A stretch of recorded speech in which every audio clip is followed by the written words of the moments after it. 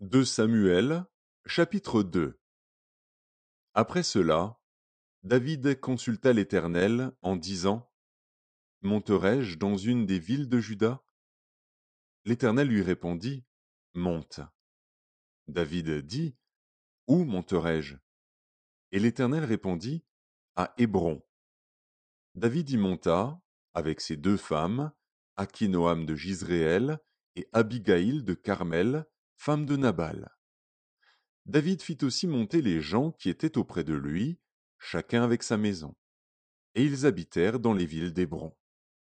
Les hommes de Juda vinrent, et là ils oignirent David pour roi sur la maison de Juda. On informa David que c'étaient les gens de Jabès, en Galaad, qui avaient enterré Saül. David envoya des messagers aux gens de Jabès, en Galaad, pour leur dire: Soyez bénis de l'Éternel, puisque vous avez ainsi montré de la bienveillance envers Saül, votre maître, et que vous l'avez enterré. Et maintenant, que l'Éternel use envers vous de bonté et de fidélité. Moi aussi je vous ferai du bien, parce que vous avez agi de la sorte. Que vos mains se fortifient, et soyez de vaillants hommes, car votre maître Saül est mort, et c'est moi que la maison de Juda a oint pour roi sur elle. Cependant Abner, fils de Ner, chef de l'armée de Saül, prit Ishbosheth, fils de Saül, et le fit passer à Mahanaïm. Il l'établit roi sur Galaad, sur les Guéshuriens, sur Jizréel, sur Éphraïm, sur Benjamin, sur tout Israël. Ishbosheth, fils de Saül, était âgé de 40 ans lorsqu'il devint roi d'Israël, et il régna 2 ans. Il n'y eut que la maison de Juda qui resta attachée à David. Le temps pendant lequel David régna à Hébron, sur la maison de Juda, fut de 7 ans et 6 mois.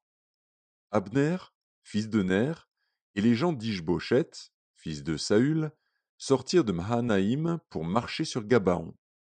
Joab, fils de Tseruja, et les gens de David se mirent aussi en marche. Ils se rencontrèrent près de l'étang de Gabaon, et ils s'arrêtèrent les uns en deçà de l'étang, et les autres au-delà. Abner dit à Joab: Que ces jeunes gens se lèvent, et qu'ils se battent devant nous. Joab répondit: Qu'ils se lèvent. Ils se levèrent et s'avancèrent en nombre égal, 12 pour Benjamin et pour Ishbosheth, fils de Saül, et 12 des gens de David. Chacun saisissant son adversaire par la tête, lui enfonça son épée dans le flanc, et ils tombèrent tous ensemble.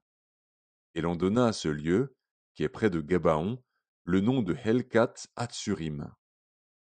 Il y eut en ce jour un combat très rude, dans lequel Abner et les hommes d'Israël furent battus par les gens de David.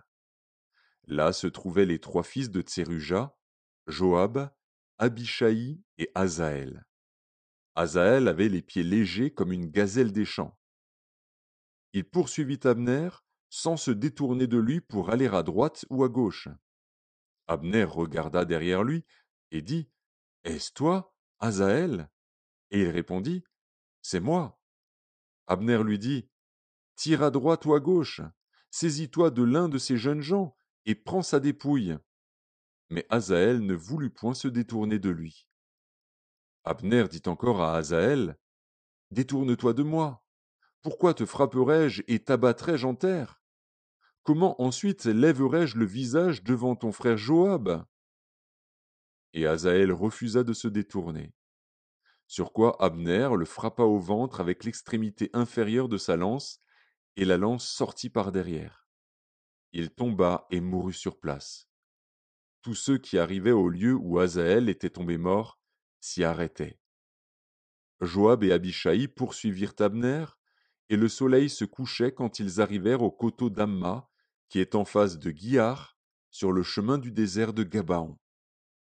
Les fils de Benjamin se rallièrent à la suite d'Abner et formèrent un corps, et ils s'arrêtèrent au sommet d'une colline. Abner appela Joab et dit: L'épée dévorera-t-elle toujours? Ne sais-tu pas qu'il y aura de l'amertume à la fin? Jusque à quand tarderas-tu à dire au peuple de ne plus poursuivre ses frères? Joab répondit: Dieu est vivant. Si tu n'eusses parlé, le peuple n'aurait pas cessé avant le matin de poursuivre ses frères. Et Joab sonna de la trompette, et tout le peuple s'arrêta. Ils ne poursuivirent plus Israël, et ils ne continuèrent pas à se battre. Abner et ses gens marchèrent toute la nuit dans la plaine, ils passèrent le Jourdain, traversèrent en entier le Bitron, et arrivèrent à Manahaïm. Joab revint de la poursuite d'Abner, et rassembla tout le peuple. Il manquait 19 hommes des gens de David et Asaël. Mais les gens de David avaient frappé à mort 360 hommes parmi ceux de Benjamin et d'Abner. Ils emportèrent Asaël et l'enterrèrent dans le sépulcre de son père à Bethléem.